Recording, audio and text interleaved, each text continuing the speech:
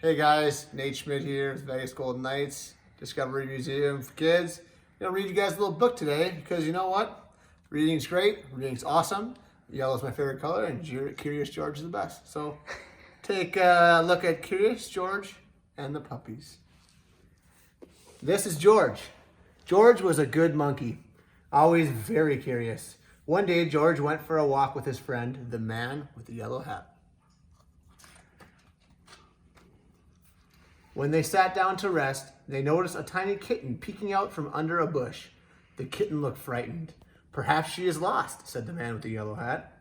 Together, he and George searched the park for the little kitten's owner, but the kitten was all alone. "This kitten is too young to be on her own," the man said. "We should take her to the animal shelter, where they can take care of her and find her a home." So George and the kitten and the man with the yellow hat drove to the animal shelter.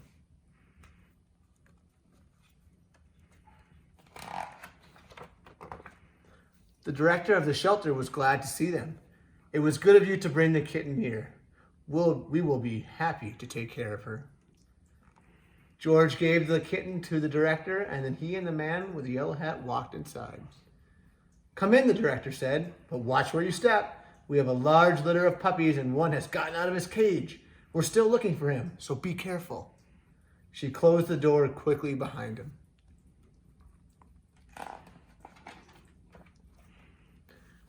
George had never been to an animal shelter before. Animals of all kinds were being cared for here. George saw bunnies, cats, turtles, and guinea pigs. He even saw a snake. But he didn't see any puppies. "George, I need to sign some papers," said the man with the yellow hat. "Please stay here and don't be too curious." Just as the man with the yellow hat left the room, George heard barking. Maybe it was the puppies. But where was it coming from? George was curious.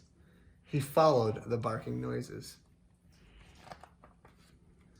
and found a room full of dogs. There were yellow dogs, spotted dogs, sleek dogs, and fluffy dogs. There were quiet dogs and yappy dogs and even a dog without a tail. But where were the puppies? Then George saw a little wagging tail, then another, and another. Once George saw the puppies, he could not take his eyes off them. He had to pet one.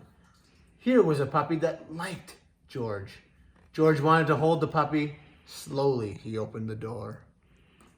But before George could even reach the puppy, the mother dog pushed the door open and was off like a shot. George tried to close the door after her, but the puppies were too fast. There was nothing George could do. Puppies were everywhere. Puppies hid under the desk. Puppies barked at bunnies. One puppy played with the telephone cord, and another climbed on top of the cage to watch the others get into mischief. Soon, all the dogs were barking, the cats were meowing, and the bunnies rustled into the corners of their cages. "Oh no," cried the director as she and the man with the yellow hat rushed into the room. "Now all of the puppies are out." The man with the yellow hat helped the director gather up the puppies and put them safely back in their cage. Soon, all of the animals were settled down and quiet. Except for one. Who was still barking? It was the mother dog. What was she barking at? There was nothing here but a door. There must be something on the other side, thought George. So he opened the door. It was the missing puppy. Everyone was happy to finally find the puppy. The director scooped him up and said, "George, you certainly caused a ruckus, but if you hadn't let the puppies out, we might still be searching for this little guy." Then she gave the puppies and their mother a snack. "Their puppies are now big enough to go live with their families who will take care of them," she said.